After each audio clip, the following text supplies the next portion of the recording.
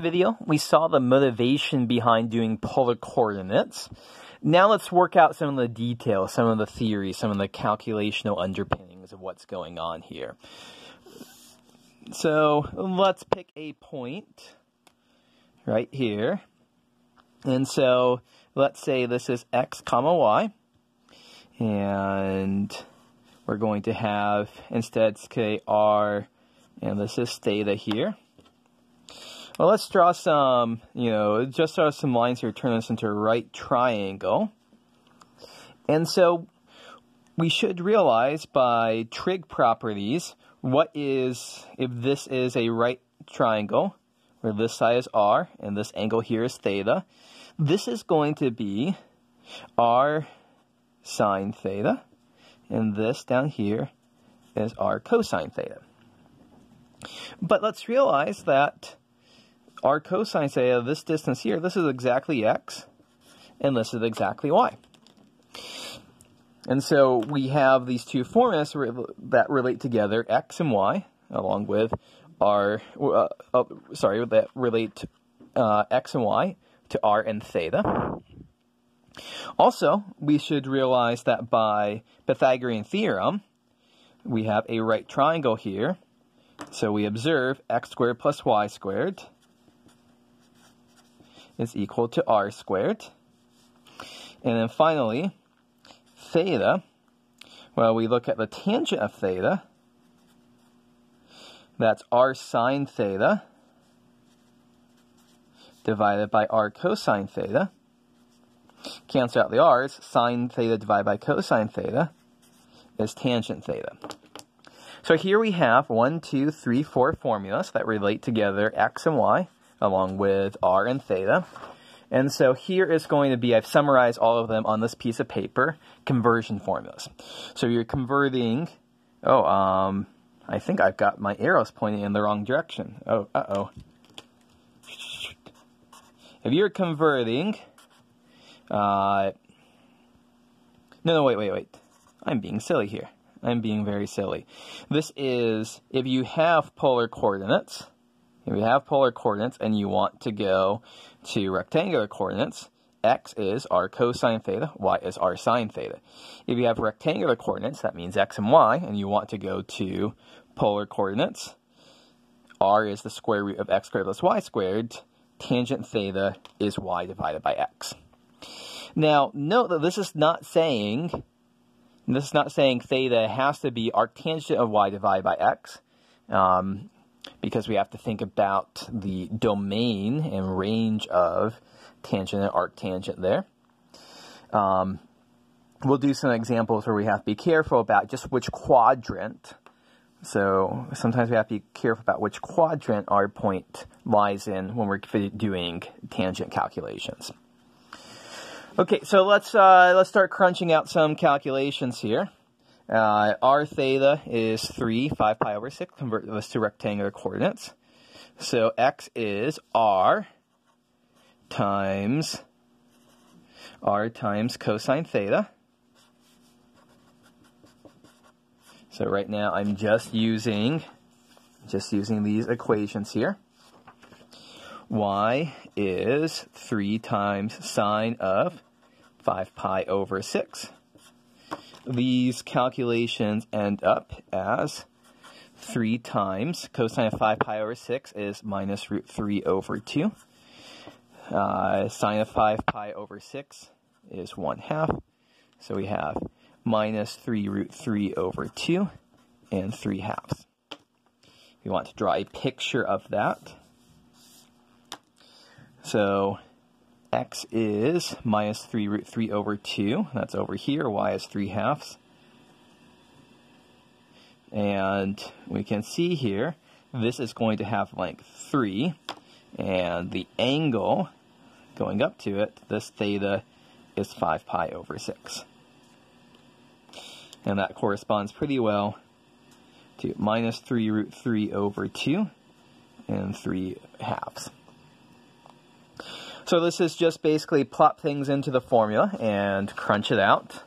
Let's go in the other direction. Let's suppose we have xy is 3, 2. Let's convert that to polar coordinates. So we're going to use these equations here. R is the square root of x squared plus y squared. So that's square root of 9 plus 4. So R is the square root of 13, which is roughly 3.6. And we also are told that tangent theta is y divided by x, 2/3.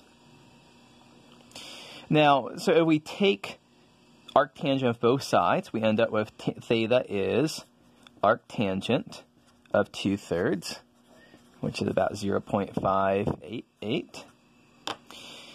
We have to do a bit of a sanity check here to make sure that things are correct here. And so if we plot here, 1, 2, 3, 1, 2, this point is in the first quadrant.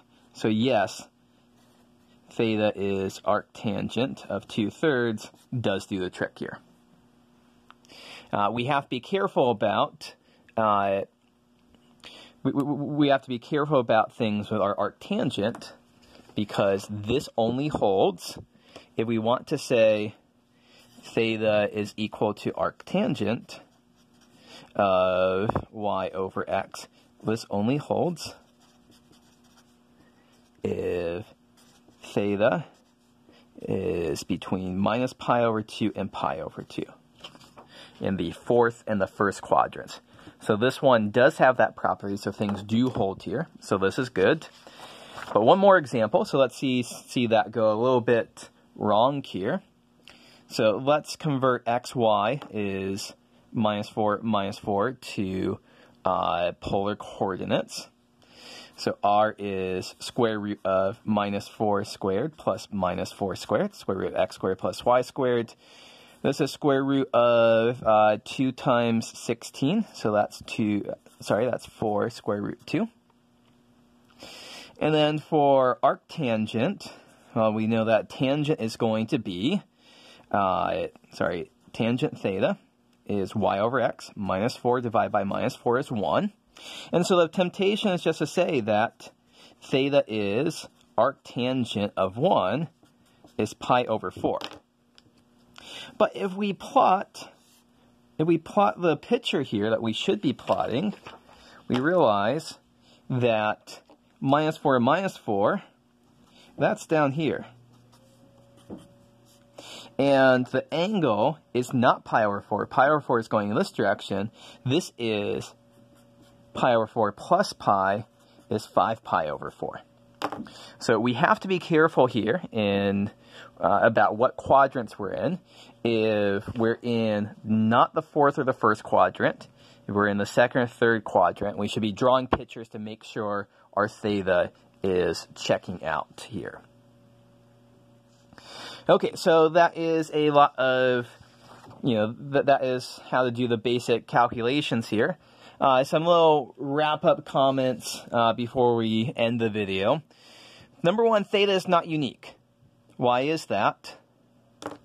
Because we could have r and theta, or we could do r and theta plus 2 pi, or do any integer multiple of 2 pi there to add on. These are going to correspond to the same points. So, theta and theta plus 2 pi are both the same angle. So r and r theta and r theta plus 2 pi, those are giving you the same point. Second point to make here, the origin. So the origin is going to be at r is the distance away from the origin, so r has to be 0. But theta can be anything we want it to be. So this is our convention for dealing with the origin. Also, we sometimes allow negative radial coordinates. So we're going to say here, r minus r theta is the same point as r and theta plus pi. So to go back here, so if this is r theta, And so we're going to go negative r units in this direction, which is going r units in this direction. And so this is going to be this whole angle that is theta plus pi. So two different ways to write this. However, so all of these are saying like sometimes our theta is not unique, sometimes, you know, r is negative. So we can, you know, make sure that we're getting unique polar coordinates other than the origin.